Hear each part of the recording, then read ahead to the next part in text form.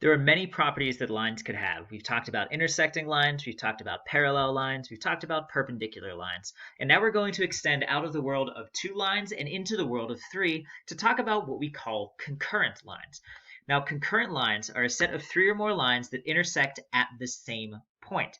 And to see an example of that, we can look at the base of the Eiffel Tower in France and see that the support girders that are colored in red, purple, and yellow at the over top of the photo there all intersect at that same point that I'll go ahead here and circle in green so that you can see it.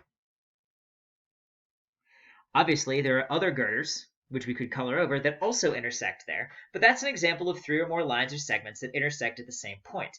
We call those lines concurrent, and we call the point of concurrency. So go ahead, pause the video, copy down these definitions, come back when you are ready to move on. Now, examples of concurrent lines appear all over architecture and construction and things like that. You have seen lines that all intersect at one central point before. We've even seen some of them so far as a part of this course. But what we're going to look at in this video is the relationship of concurrent lines to things like perpendicular bisectors and angle bisectors of a triangle. So here, we can start with the perpendicular bisectors of triangle ABC. And in order to talk about this, let's just start with 2 of the sides, AB and BC. We'll forget that AC is there for right now, but we'll come back to it later. Well, if we draw the perpendicular bisector to line AB, as well as the perpendicular bisector to segment BC, we'll find pretty quickly that those 2 things are going to intersect at the point that we're going to call P. And so once we have where these 2 perpendicular bisectors intersect, then we can start talking about interesting properties. And maybe you can start to see what some of them are.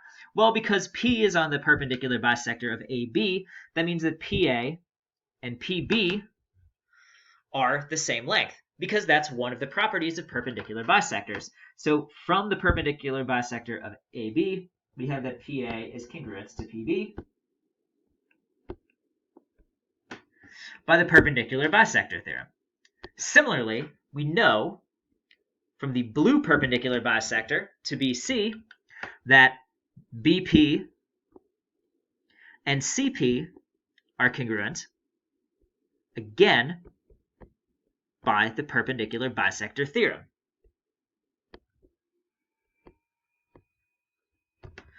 So now, what does that mean for us? Well, that means that point P is equidistant from A and B and equidistant from B and C, and so we can use the transitive property of congruence to say that these 3 things must all be congruent to each other. In other words, that PA is congruent to PB is congruent to PC, or that P is the same distance away from A, B, and C. And that's something that's significant. We also know that because P is the same distance away from A and C, it actually has to lie on the perpendicular bisector of AC. And we call this point where all 3 perpendicular bisectors are concurrent the circumcenter. And it is the one point that is equidistant from the vertices of the triangle. All 3 vertices, PA is congruent to PB is congruent to PC. So I'll mark the little congruent lines there.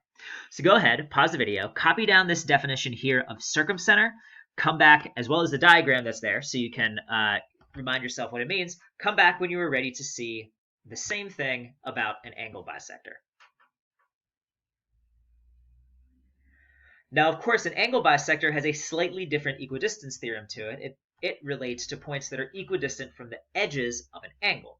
So again, we can start with triangle ABC, and in this case, we're just going to talk about 2 of the angle bisectors, the angle bisector for A and the angle bisector for B.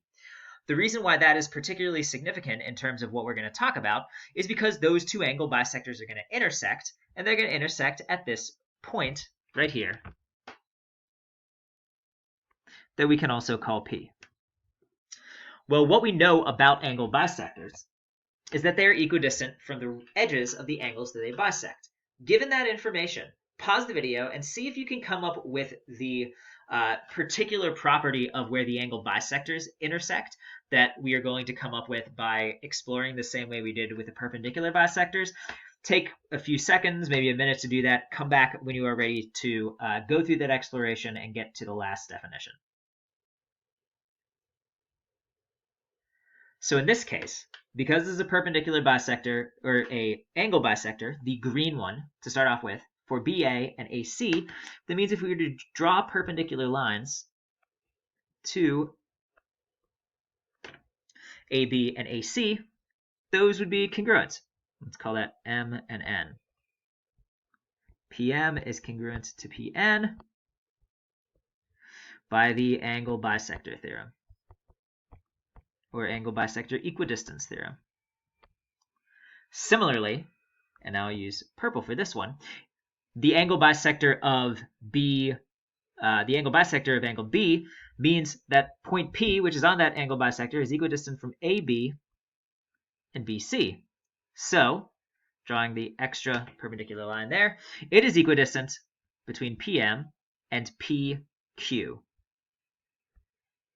So then PM is congruent to PQ. That is also by the angle bisector equidistance theorem. And now you should recognize what we saw in the previous example with the perpendicular bisectors. We have three segments that are all congruent to each other, and so by the transitive property, we have the PM is congruent to PN is congruent to PQ.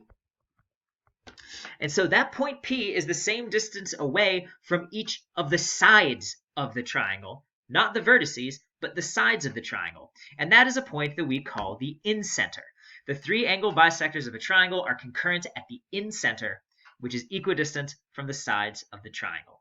So go ahead, pause the video, copy this definition down as well as the diagram, and then you can go ahead and end the video after that.